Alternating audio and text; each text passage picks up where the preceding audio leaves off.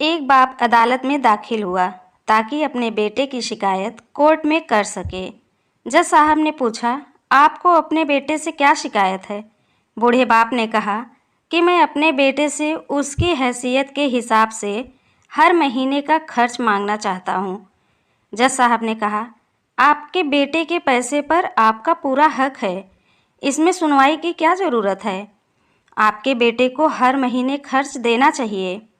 बाप ने कहा कि मेरे पास पैसों की कोई कमी नहीं है, लेकिन फिर भी मुझे हर महीना अपने बेटे से खर्चा लेना चाहता हूँ, वो चाहे कम का ही क्यों ना हो।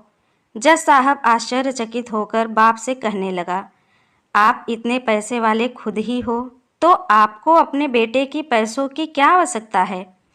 बाप ने अपने बेटे का नाम और पता देते हुए जज साहब से कहा कि आप मेरे बेटे को अदालत में बुलाएंगे तो आपको बहुत कुछ पता चल जाएगा।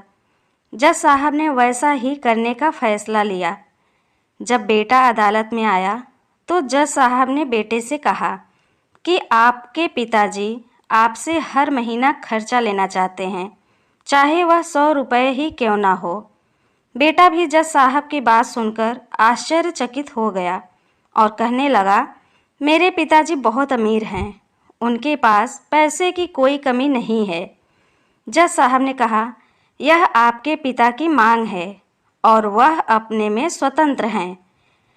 पिता ने जज साहब से कहा कि आप मेरे बेटे से कहिए कि वह मुझे हर महीना 100 रुपये देगा, और वो भी अपने हाथों से, और उस पैसे में बिल्कुल भी देरी नहीं करेगा।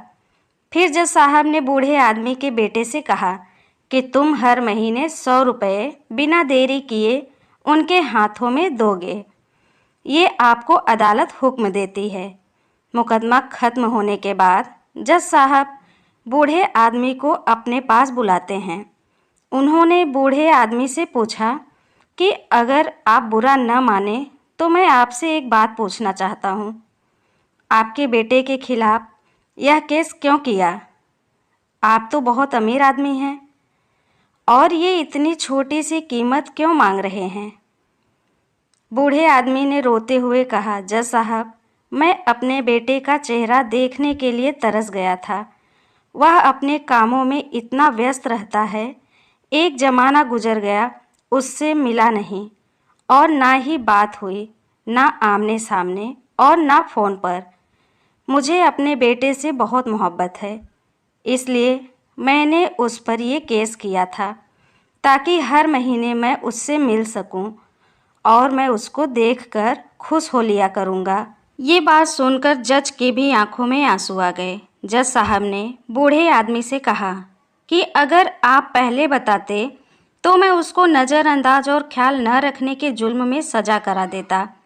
बूढ़े बाप ने जज साहब की तरफ मुस्कुराते हुए देखा और कहा, अगर आप सज़ा कराते तो मेरे लिए ये दुख की बात होती, क्योंकि मैं सच में उससे बहुत मोहब्बत करता हूँ और मैं हरगिज़ नहीं चाहूँगा कि मेरी वजह से मेरे बेटे को कोई सज़ा मिले या उसे कोई तकलीफ़ हो।